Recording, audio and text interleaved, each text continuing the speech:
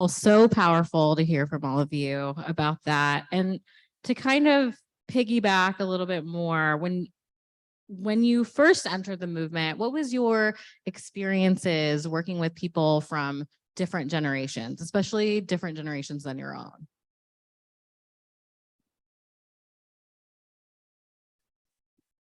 Yeah, back to your prior question to that.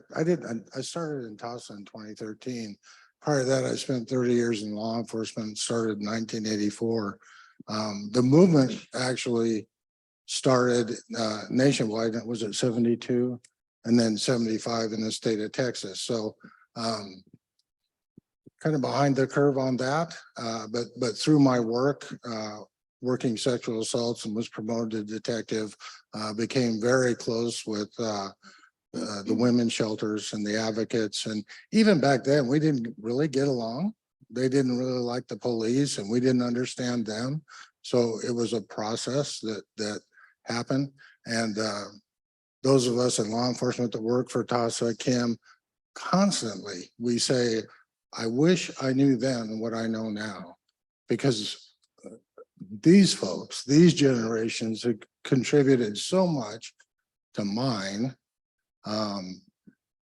That's where I learned, right? If you don't ride the wave of progress, it's going to crash over you and leave you, right? So and to really advocate and help someone, if I don't understand the youngest people, and the only way to do that is spend time with you and to understand you, how can I help you, right? And there's such a difference in the way that we do things, but we need to spend that time with the young people. They're going to be here a lot longer than I am, right? So we can share our gifts and promote your generation, the Z's, to come up behind us and look at the evolution that we've already had, you know, and you all have contributed and made it what it is today.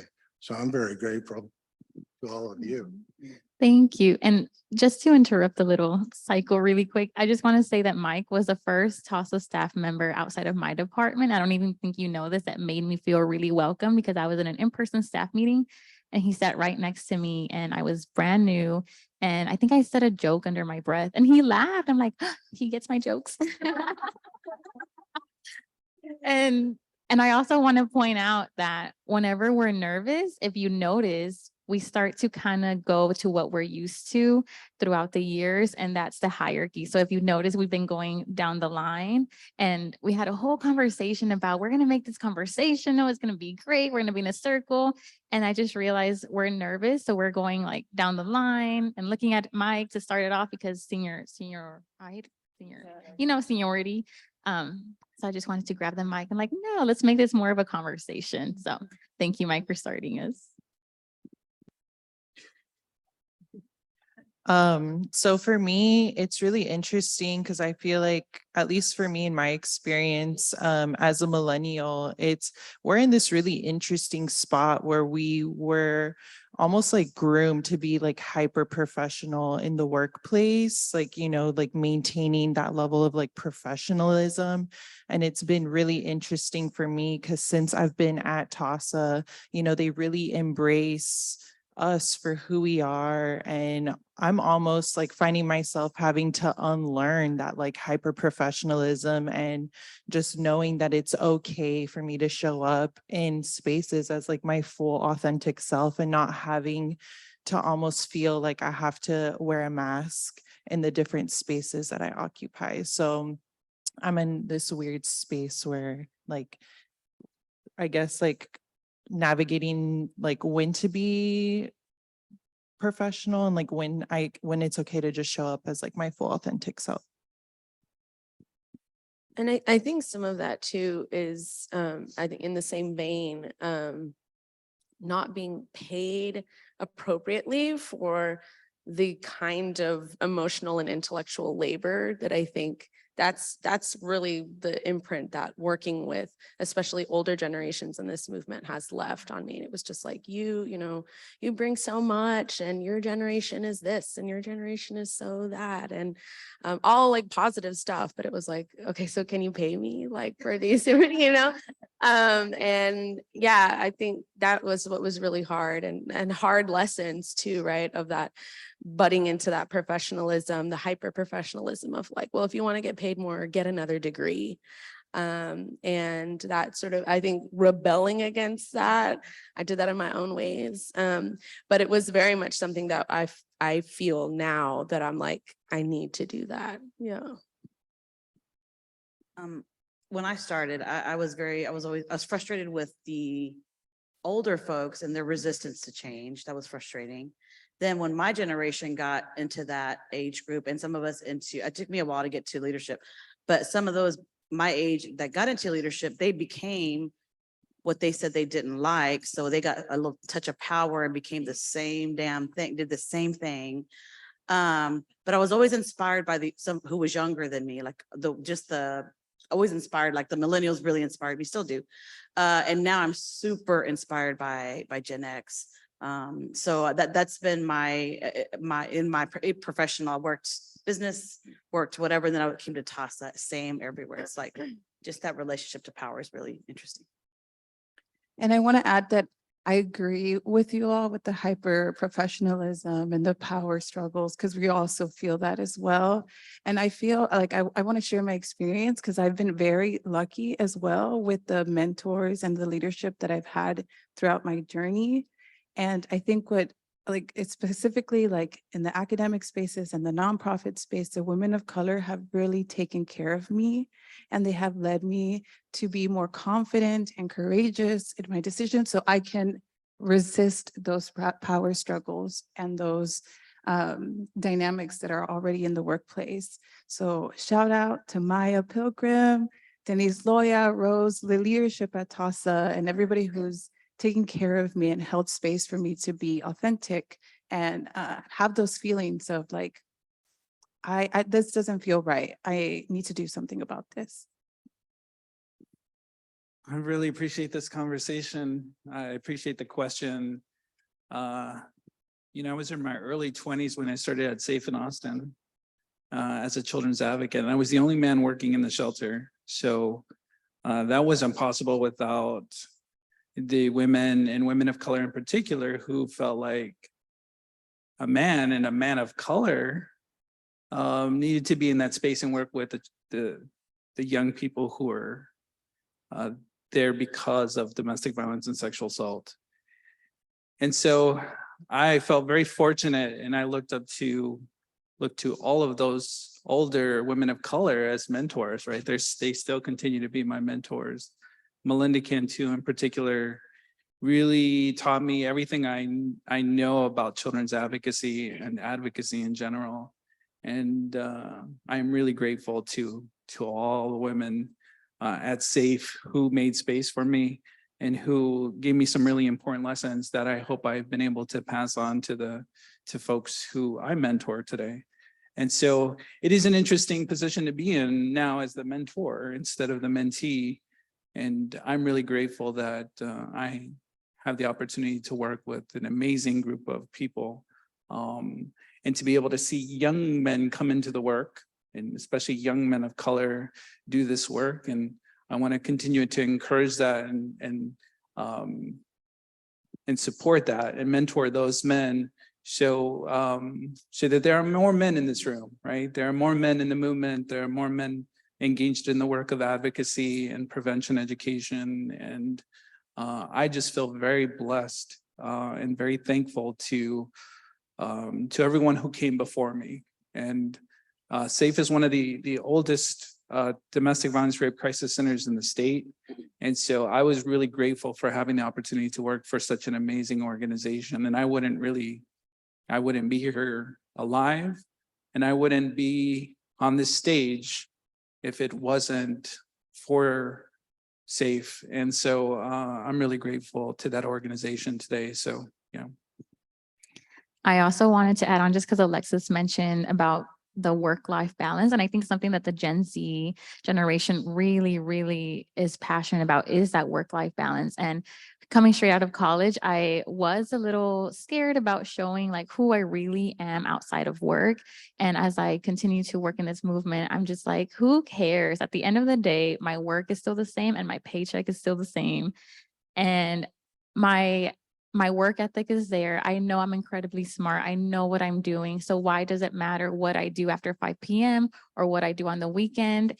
And I just want to say to all the generations that feel like they can't be their authentic selves at work or be completely, truly their whole selves. I'm sorry those social norms were in place in that time because everyone deserves to show up as themselves. Because I feel like the time that I made the most impact in my communities is when I showed up in ripped jeans and my Air Forces and I always have colored hair, because I feel like we're over professionalizing the movement sometimes. We want people to attend and relate to us, but then we show up in our suits and we have a presentation. And sometimes, you know, I pay more attention to a friend on FaceTime than, sorry, but like my professors in the lecture. You know, how can I memorize the conversation I had on the phone versus, you know, in class? And when I started to think about that and I started going to communities and just sitting with them at a coffee shop rather than an office and our regular clothes, that's when people started coming. And the work that I'm doing in my community, I'm starting to see people that, you know, back then I was like, oh, they're not into the movement, but who exactly is the picture perfect in the movement, right? We think of people who went to college, that have this education, this background, but if we think like that, we're missing out the people who have been falling down the cracks the whole time because we don't think they're the image to be part of the movement, maybe because I don't know what their recreational activities are.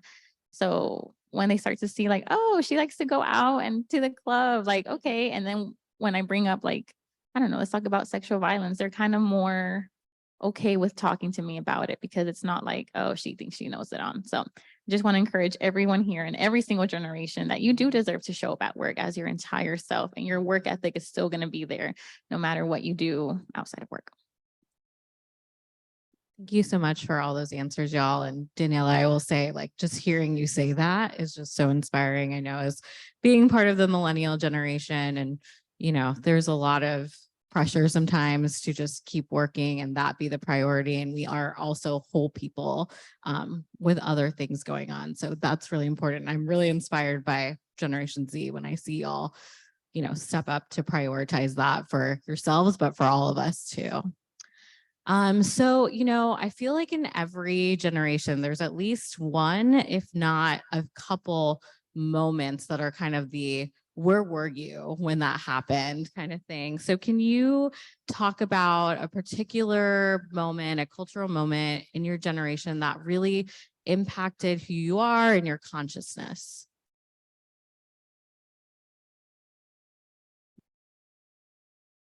So I feel like for a lot of us, so I went to college in St. Louis, Missouri. I'm from San Antonio, but I just had to go really far away for college. And it was the furthest place away that gave me the most amount of money to go. So, and I was actually in St. Louis when Mike Brown was murdered in Ferguson.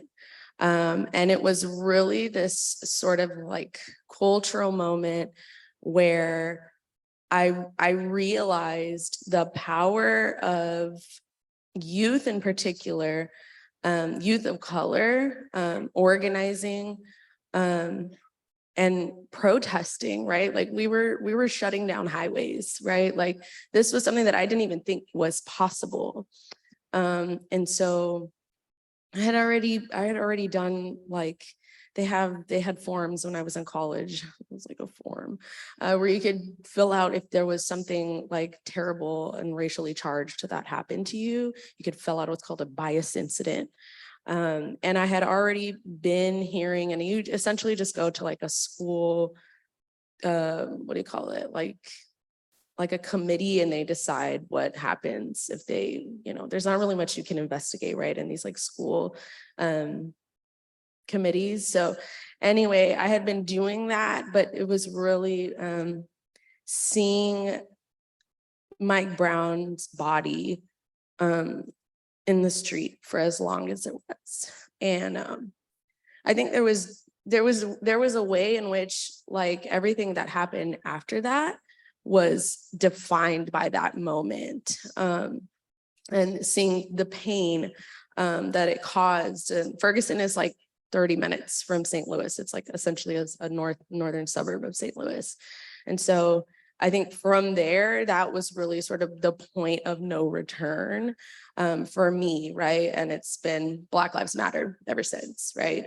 So when George Floyd, when that happened, right? We're talking about cultural moments. It was like every like, come on, let's all get radicalized, right? Like, let's all be on the same page here, and having difficult conversations within the students of color, right? Recognizing, I'll never forget it. It was like, there were the Black students who were like, okay, we need our own space. And the other students of color were like, no, we like all need to be together. And I think there was, that was our moment to really see that affinity spaces are important, right? And that even within, because BIPOC was not a term when I was in college. And so the distinction, right? Black, Indigenous, and other folks of color. So I think for me, that has really defined my movement work, right? It has to be anti-racist. It has to be informed from that lens. Your anti-sexual violence work has to be informed in that way. So because of that moment, for sure. Thank you. For me, it was 9/11.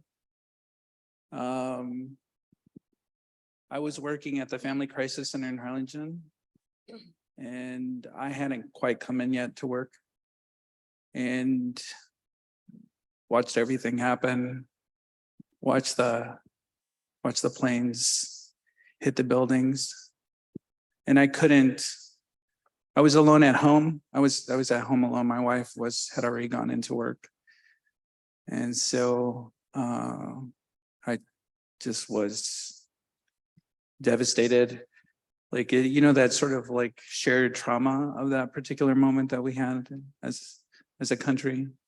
I just couldn't remove myself from the television, and I was absolutely devastated. We all were. And I think it was that particular moment that that sense of shared trauma, right, that I still carry with me today, like realizing when 9/11 comes around every year, remembering that, carrying that trauma in my body, and still trying to honor the folks who were killed, and really everything that came after, right? And so I don't know if that's something I'll ever forget, even though I might, there's part of me that wants to forget. So I think it's that, and it's, I think as a survivor, I think that sort of sense of trauma and being like, we use the word triggered, or just like having an emotional response in that particular moment. Like, I think that was part of it, right? Like just the fear, the unknown, the devastation, the pain, the empathy that I felt for the victims and their families, and the state of the country, the state of the world at that particular time. It was so much uncertainty, and the war itself that came after was just horrific. And I think so all of those things I carry with me and think about, like I said, on every 9/11 anniversary. So I know many of you do, and I think all of those feelings that I had that day when it happened come up for me on 9/11, and I think it probably will for the rest of my life. So for me, it was two moments. One was when I was 18, and I remember being just so excited. I was like, I can vote, now I can vote. And that's when Obama was running for president, his first time around. So I remember being just like so excited that I could vote for Obama. And I remember having my mom take a picture of me like in the line, and they were getting after me because no phones, no cameras allowed. Anyway, I got in trouble, but social media was like definitely a thing by then. And I just remember just like the hope, right? Like that was his campaign, was just around like hope. And I just remember feeling so amazing when he got elected, and just feeling all these like wonderful emotions.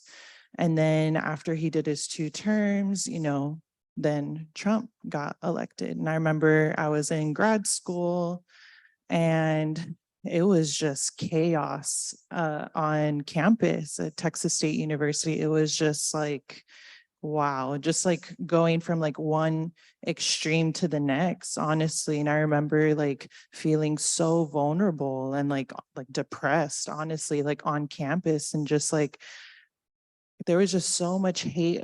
It was incredible. Like I didn't feel safe to be on campus. One, it was an open carry campus, so I didn't know who had a gun on them. I didn't know what they were going to do. And also just like the protests that were happening on campus, like it was wild. Like the whole quad, the heart of the campus, right? Like it was just packed, and all the police and security, and it was just craziness, honestly. So yeah, just feeling like those like 2 very different emotions in those 2 moments, I think have really shaped me and my activism work. And yeah, I will never forget that day, definitely. Anybody else?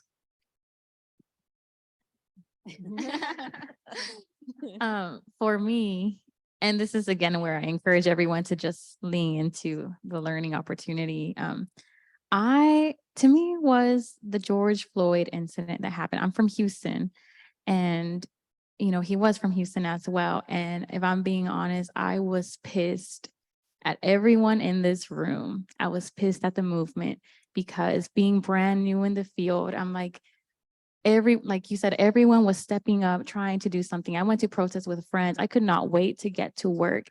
And we're about to make a social media post about how we're standing with George Floyd. We're going to post Black Lives Matter, because that is part of the movement, right? Sexual violence, it's not a single issue. You have to include and talk about racism and homophobia and sexism. And that's when I realized that no, we're not, and it's not just us, it's everyone. It's Texas, and it's a lot of people across the nation, a lot of companies and organizations. No, you're not allowed to post about Black Lives Matter, or write in a suggestion as to like, maybe we'll think about it. But at this point, like, things are happening fast. And I was just so mad. I'm like, how is it that in this movement where I go to webinars and trainings and we're talking about, fighting for people and fighting for social justice, but we're being silenced about this? And it was so many different organizations. And, I think at the time I was 22, 21. I was just so angry. And I remember I was already doing community work, and someone from the community said, can we please host a Black Lives Matter event? And I wasn't going to sit there and say, according to my grant guidelines, not really. No, like how awful is that? So and I spoke to my boss and I told her, I'm like, I'm going to do it, even if it's outside of work, because this is the work. And then I thought about the movement, and I thought about how I'm mad at everyone here. And then I'm like, well, I'm part of the movement too. And I feel like when we talk about the sexual violence movement, we talk about it as it's something that you can grab, that you can attain. But when you think about it, you are the movement. We are creating the movement. So if we want to make this something to where it is talking about different other issues that intersect with sexual violence, we want to talk about work-life balance and all that, it really starts with us. Sorry, got passionate. Let me slow down.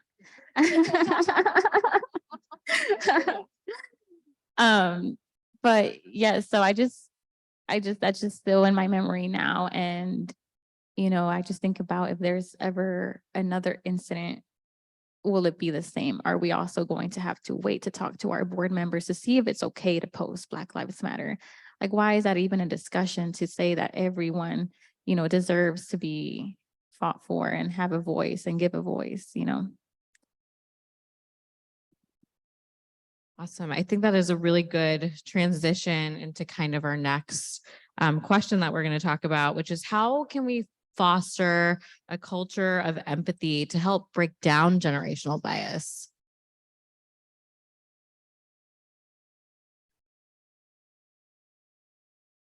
All right. Amelia. Yeah, okay. So when I think about this question, because I know there are some parents up here as well. I'm a new parent. I'm a new mom. My little one is 2. And so, oh man, I was like, not gonna cry. Something that I think, just working towards, I think, what did they say about what I was telling you the other day about millennials? We were nicknamed like the therapy generation or something. And so, of course, having my child was really kind of like the cultural moment in my life of getting me back into therapy. All of my like childhood wounds coming up, childhood trauma.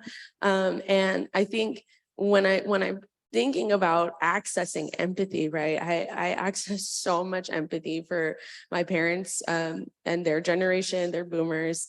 And I think there was just like a lot of baggage that I was like really holding on to. And I think knowing that older generations did the best that they could with the resources that they had and the way that they were oriented to the world, right? Because of these defining cultural moments, because of culture itself, right? If you,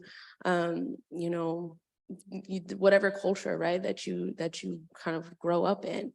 And so I feel like personally, it's allowed me to have empathy for other folks, but it's also in this real way. Deepika and I were talking about this yesterday of like tying in parenting to anti-sexual violence work, right? Like to not just in this sort of like we're teaching children about their bodies, but like about autonomy, right? And recognizing children as human beings, right? They're like it's like the only, and it's not shade, right? I think it's really super hard to talk anything parenting because it sounds like you're judging other people for how maybe they might have parented. And again, every parent is doing the best that they can with the resources that they have. Like I know this now, right?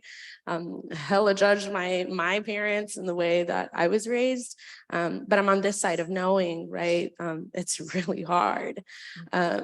And my husband and I are really being in the therapy generation, we're sort of, and we acknowledge that we are the first generation in both of our lineages that acknowledge that we're survivors of childhood sexual trauma, and that colors the way we parent, right? It colors the world, and not in the way that I think a lot of people would think, which is like an overprotection of my child. It's like teaching about basic respect, right? And basic, like, I will talk to you like you are worthy of the respect and of the boundaries and autonomy, right? And the hope is, right? He's 2. The hope is that this would be something that it's like carries into the rest of my child's life. And so Deepika said it the other day when we were talking about it, and she was like, millennials parent the way that we wished that we were parented. And so that was really like, oh yeah, like I totally, right? But like actively, I experience in my body when I am gentle with my child, I feel like I dissociate sometimes. And I'm just like, this is how I wish that I was talked to. This is how I wish that I was noticed, right? This is how I wish my body was respected. And then those messages, right, are what we carry into our parenting journeys. And so, yeah, it's weird. I have empathy, and I'm also, like, I know they did their best, but it's like, this is how I wished that it was for me and a lot of us, right? So. Thank you so much. That was great. Thank you. It amazes me that my generation, we've seen so much. We went through the civil rights movement and just the injustices that we've seen throughout our lifetime.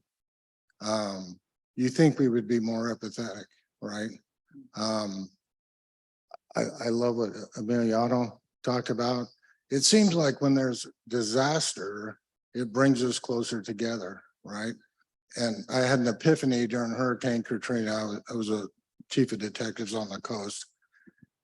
It didn't matter who you are, what your sexual preferences were, what your color was, we were in pain. It hurt. And it brought everybody together. And I learned that trauma is trauma is trauma is trauma. So years later, when I joined the movement and I started being educated about the trauma of sexual assault, one of the things that I push in teaching law enforcement is they go through the same thing, right, in their job. So it shouldn't be a big stretch for you as a law enforcement officer to identify and have empathy for the survivors of sexual assault, because they feel many of the same things within their job, right? Somewhere along the line, we forgot that everybody's human and human life is precious, regardless of color, race, sexual preference. They're human at the core, right? And we need to love each other and have empathy towards what each of us is going through, regardless of that, right? So that was my epiphany, and trauma played a huge part in bringing that to my mind. It's like we're human. Let's love each other and have empathy towards each other in whatever circumstance. When I think of empathy, I think that the younger generation is smarter than me anyway. I don't know. I'm not going to put all the Gen Xers with me, because y'all are probably smarter too. But I think of it more on an individual level. If you have empathy for a person, the person in front of you, like that's just, to me, whether they're a boomer, whether they're Xer, whatever their age. I was joking with the staff kind of when we got here that I was like, oh, my kittens are together. We were all in the room. Stay off the teats. Oh, we still, sorry, that's not a great. I used to say that's how I felt like everybody was come. I know that sounds weird. I'm sorry. But anyway, that was a joke with us. Somebody else. But anyways, but what I meant by, and I told them, I was like, I really do care about y'all. And empathy, back to empathy. I just told them, I said, I know that, when you go to leadership courses or you go to, I went to business school too. The one thing they say is, when you become a leader, they are not your kids. Like, don't treat them like your kids. And I was like, I don't know about that. Like, I know they're not my kids, but with my daughter, I want to give her what she needs to be successful. I want her to be successful. So I see leadership, and I just do that on an individual like a level, like what Mike needs is going to be different than what Amelia needs, than what Daniela needs, and what Alexis needs. And I think that's where what I think of empathy, and all of them come with something different. And then we also have staff that have come from organizations that they were oppressed. And I hate to say it was in this movement. They came from organizations within this movement and were oppressed. And then and I know I'm not the best either. Like I try really hard, but I think when it comes to empathy, I focus maybe too much, and they'll let me know, believe me. I just focus on the individual and what's in front of me. And I'm tying it back to, I don't care what any textbook says. If I'm leading at TASA, if I'm leading somewhere else, I'm going to treat whoever is in my realm the way I treat my child, which is, what do you need? What can I do to help you get successful? What do you need from me? What do I need to stop doing? And how do I make this happen? Because I'm really at the end of the day, I want the best for them, whether it's at TASA, whether it's somewhere else. So that's the way when I think of empathy, again, I think very singularly, and I probably need to be taught how to get that out, go beyond. I also want to add to this question, because when I think of empathy, I think that it can't happen unless we're listening, and we can't listen unless people are actually in the space sharing their experiences and their thoughts. And we have a lot of conversations on how to include younger people in the movement. We make positions for them, but they're not in decision-making spaces. And I think that is an important place to be, because We are the social media people. We have access to a lot of connections. We build instant connections with people with diverse cultures all over the world. So we have a lot of skills that are very powerful, but we can't do anything with them unless there's something actionable, somewhere we can be to actually put these things into place. So making space for all generations and specifically for younger generations who have less opportunities to be in those decision-making spaces. Wow, that's powerful. And I feel like that's such a gift that you just shared. And I would like to have everyone here kind of share about what are gifts that you think that being part of your generation, what are some assets that you think your generation and you bring to your work?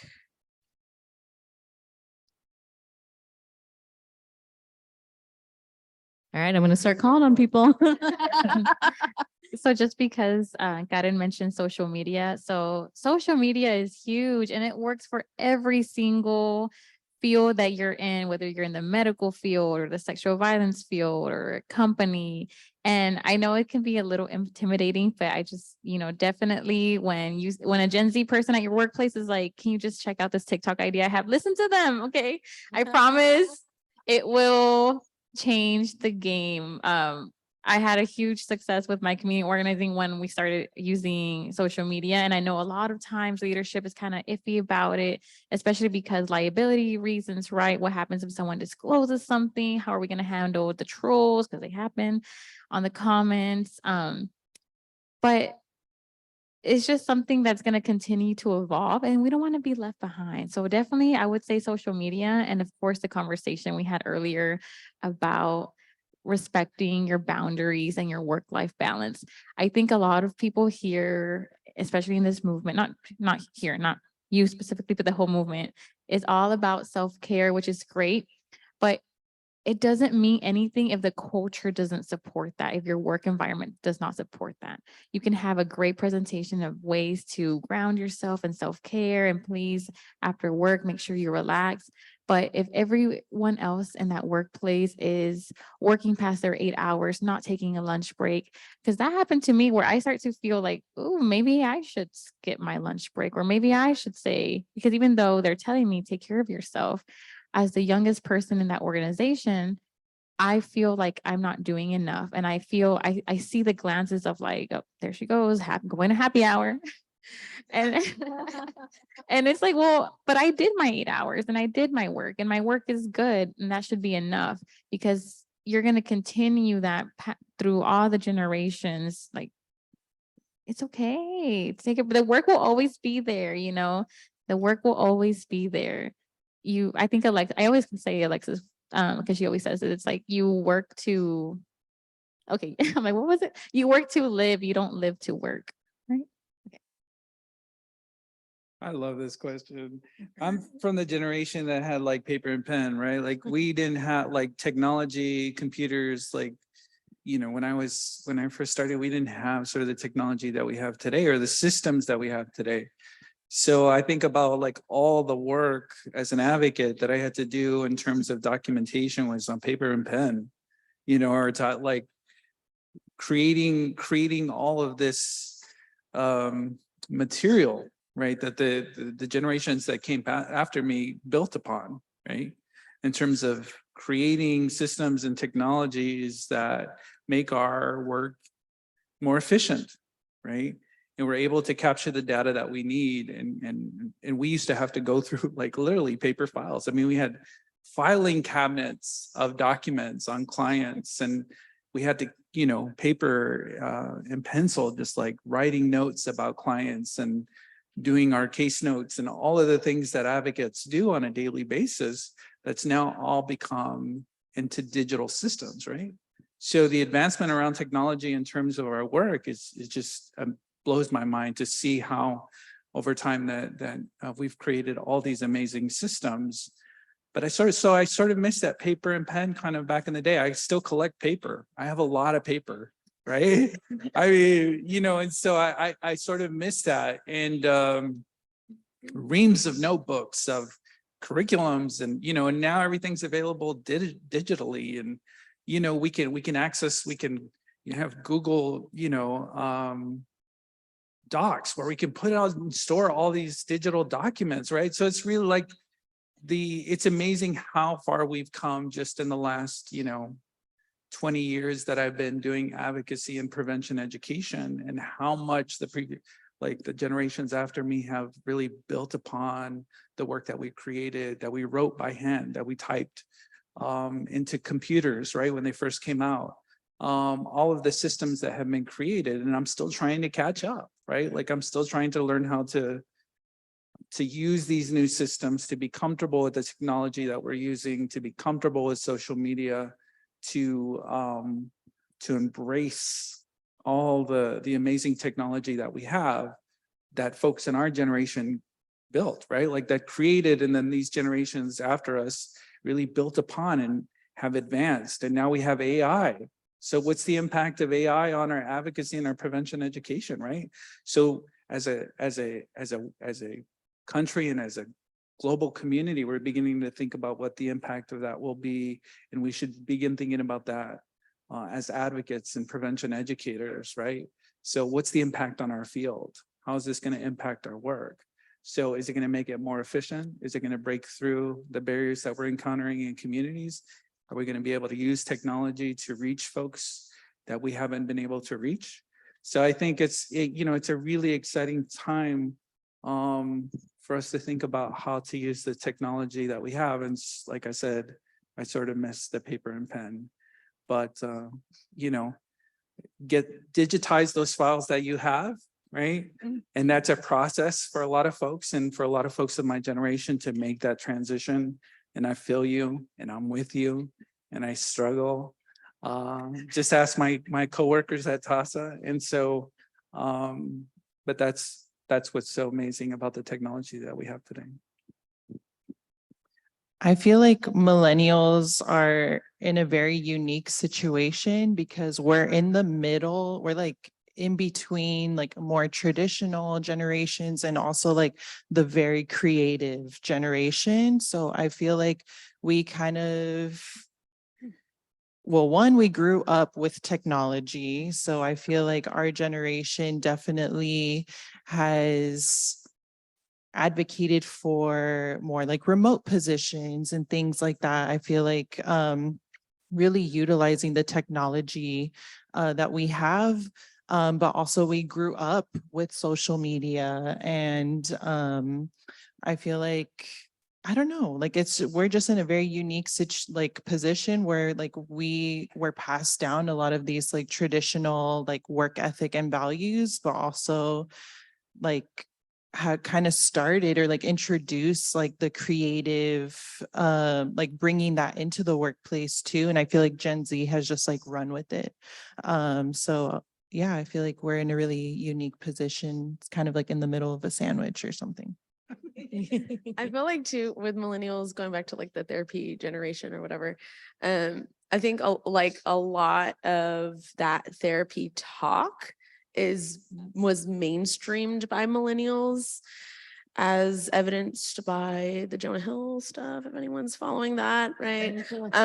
But there's like the ugly side to that, right? Like the way that therapy talk, especially in the workplace. I was so interested as soon as that really sort of blew up. So if people don't know what happened, there's this actor, Jonah Hill. He was in a relationship with somebody, and this person posted screenshots of their text conversation to their Instagram story.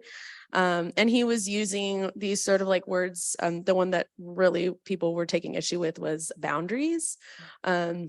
He essentially was like laundry listing, these are the things you have to give up to be with me, and these are my boundaries. And so he was really, the sort of discourse right now around it is like weaponizing that therapy talk.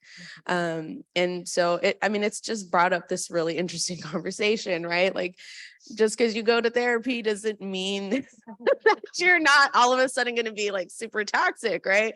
And so I think too, right, there's gifts and then there's sort of like the duality of those gifts, which a lot of times is like a really ugly side. And so just kind of, I think it is up to Gen Z and Gen Alpha. I'm just kidding. They're in the movement for sure. They're not in these spaces. Yeah, not quite in these spaces yet, but yeah, to call that out, right? When like this is a really great, principle, and you're totally weaponizing it. You're totally making it so that people, you're throwing it in their face, right? So yeah, it's a gift and a curse. Yeah, so I think my gift is a couple things. It's perseverance, right? As you get older, fight the fight. Never, ever forget your passion or your mission. And I think the second thing that I really enjoy doing is breaking the mold and breaking perceptions. It's like, oh, there's that old white guy, and then they find out you were a cop for 30 years, and they're like, oh crap, I don't want nothing to do with this guy. But taking that time to show that we could be different, right? And learning from them, like I said in the beginning, I'm grateful for them. If it wasn't for Hale, I wouldn't know how to work Asana or Slack, right? I feel like they give me way more than I give back. But some of the things I can give back is don't do it this way because we screwed it up in hindsight, And our perceptions of them, like Gen Z, Daniela, the way I look at it is you see a duck on the water and they're just kind of gliding around. It's all cool. But underneath the water, their little legs are going. They're working hard. It doesn't look like it, right? But that's what it is. And us older generations need to look at that, appreciate it, and give that space, realizing that you may not do it like I do it, but you do it and you do it well and you're working hard, right? Break that perception too. And that goes for every generation. We all have our own perceptions in our own generations, but to be flexible and learn from our mistakes. Take the good, the foundations like Emiliano was talking about, but you all have taken it so far forward, and just keep the mission, persevere, fight the fight, never give up, right? Thanks.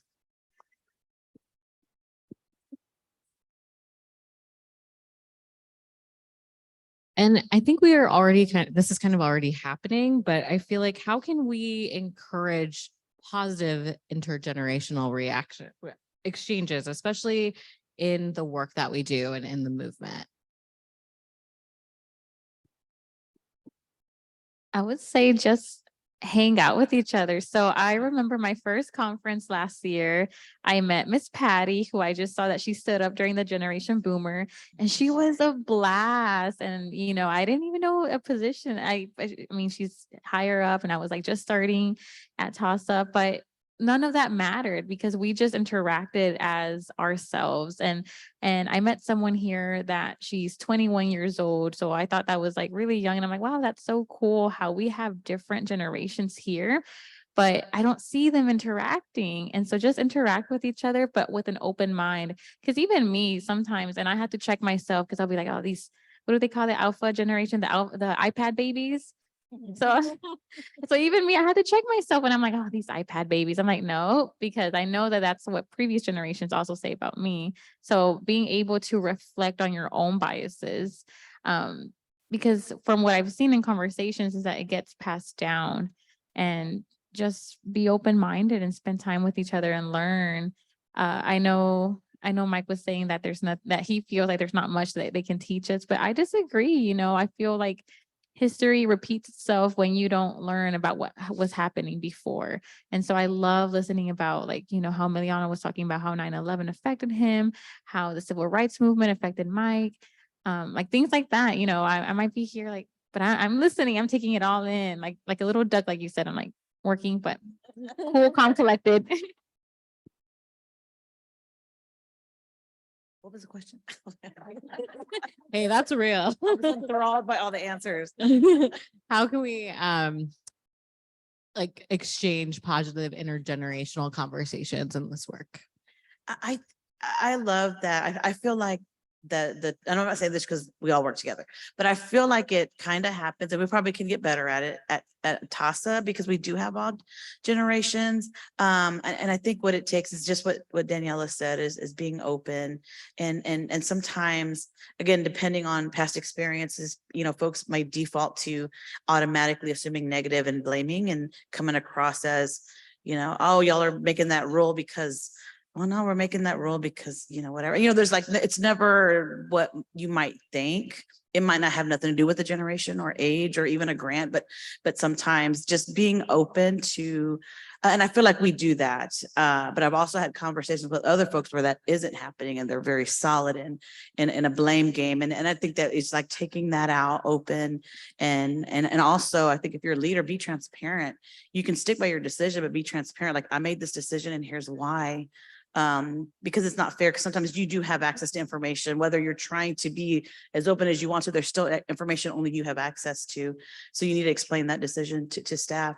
And then sometimes when you do that, they come back and say, oh, that's interesting. And what about this? And then I've caught myself go, oh my God, I didn't think about that. And then I change the decision to that. So it's almost just being open and understanding. I think just to ditto what Daniela said, I think being open, spending time, being transparent, not being closed, not trying to save all the information for you, but sharing it so that when you do go, whether it's because you marry rich or win the lotto or you just move on or retire, that you've left this little legacy of that with your team or your organization.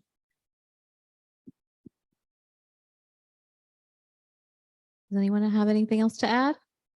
I just like super brief because I know we're also a little bit over time. But just that something that we talk about a lot in my community is like thinking about the kind of elder that you want to be.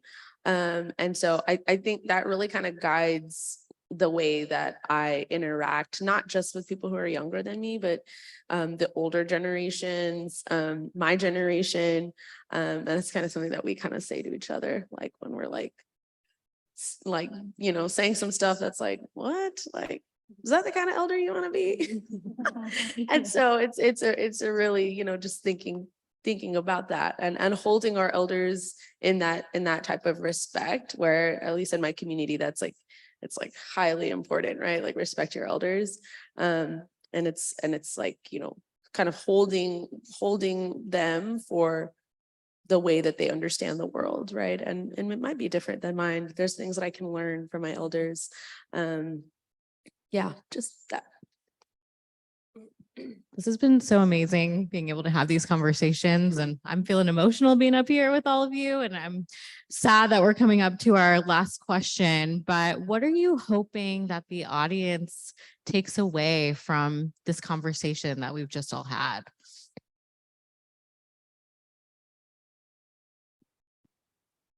Oh yeah. What are you hoping the audience takes away from the conversation, the panel today? I think, I feel like the heart of this conversation is just connectedness, right? Like having that willingness to be open-minded, but also just building those authentic relationships with people with the goal of connectedness, because I feel like that transforms communities and is healing as well. I hope folks feel seen, right, and heard, right, and not so isolated, especially if you are, like, if you think of yourself as an elder, right, like there's still tremendous value and importance in the work that you're doing. And for me, I hope you feel hope, right, in terms of the future of the movement. Like, really, TASA's mission is to put an end to sexual violence. And that means to put an end to all of our jobs, right? Like, wouldn't it be amazing if we didn't have to have another TASA conference? So I think that's, to your point, is that's our mission, that's our goal, our end goal. But everybody in this room is contributing towards that long-term vision. I love following him. He has such great things to say. I agree totally.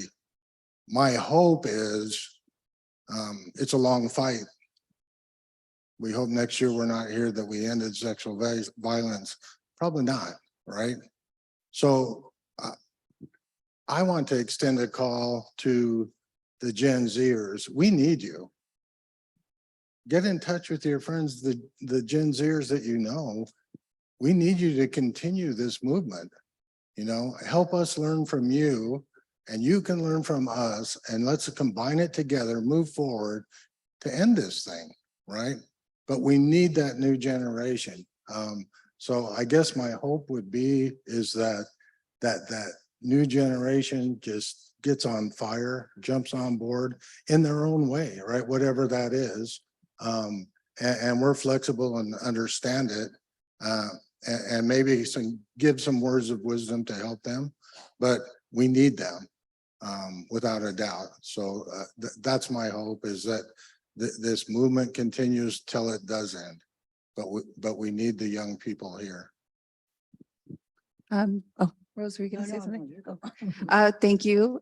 And I want to say thank you to y'all, the generations before us, and to all of you who are in the generations before us as well, because I know that it's been challenging.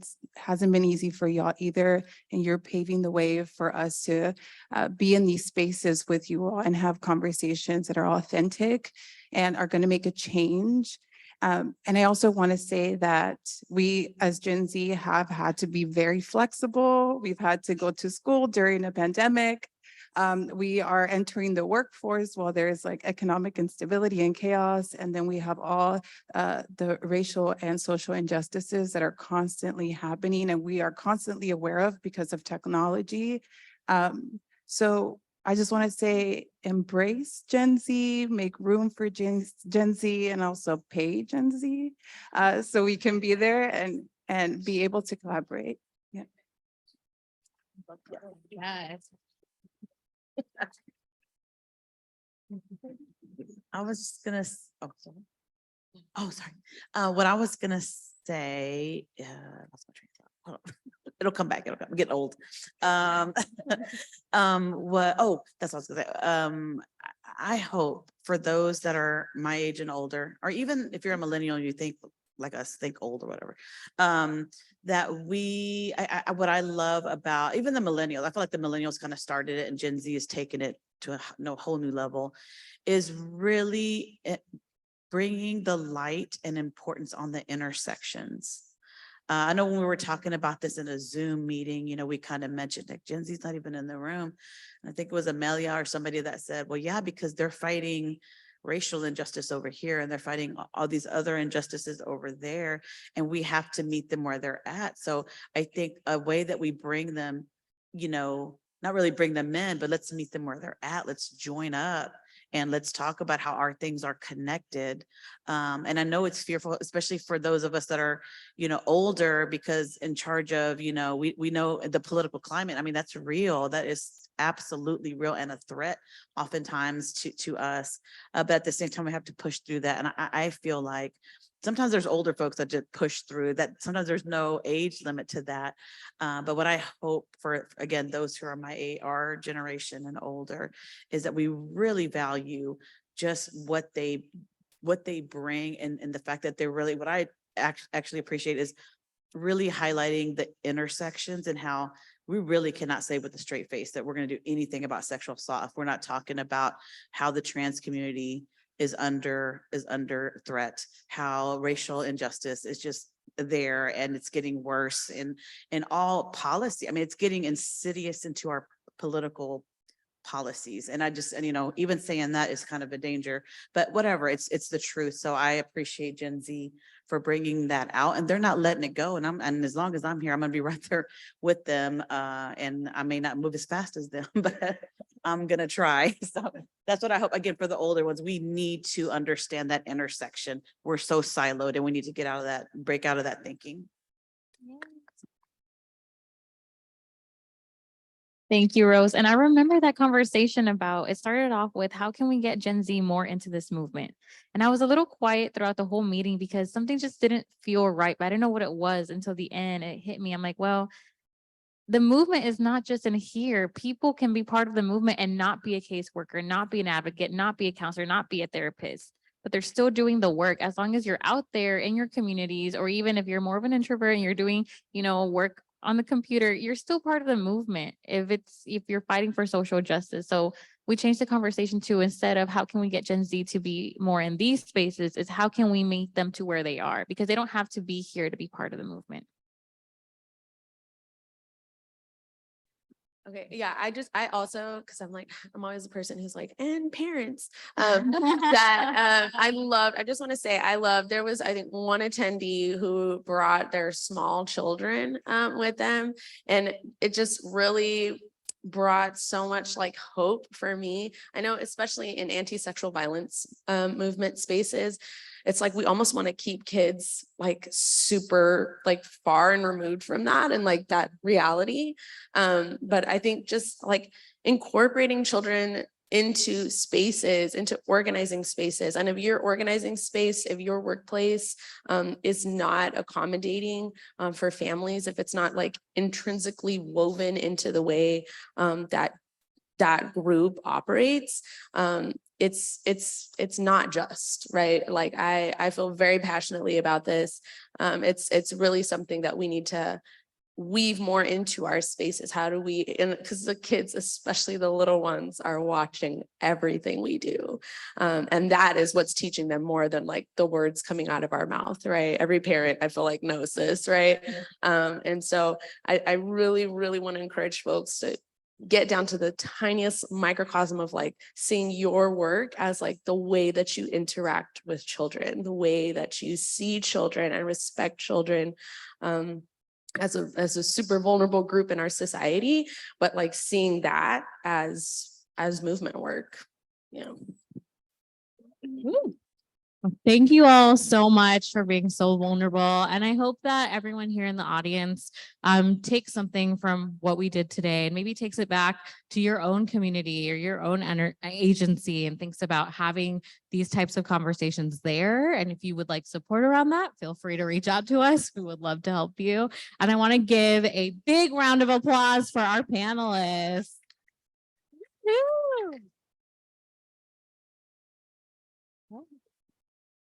And in our interpreters as well. Thank you so much.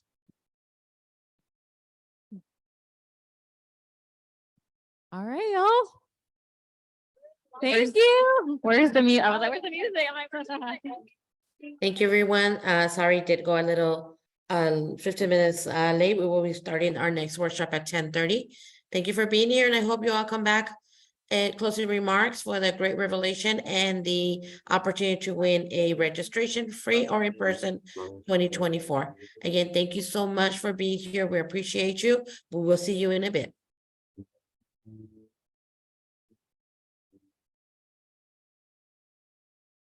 Thank you for all that love. I'm seeing the hearts and the applause. I will pass it on to the panelists and to Rose. Thank you so much.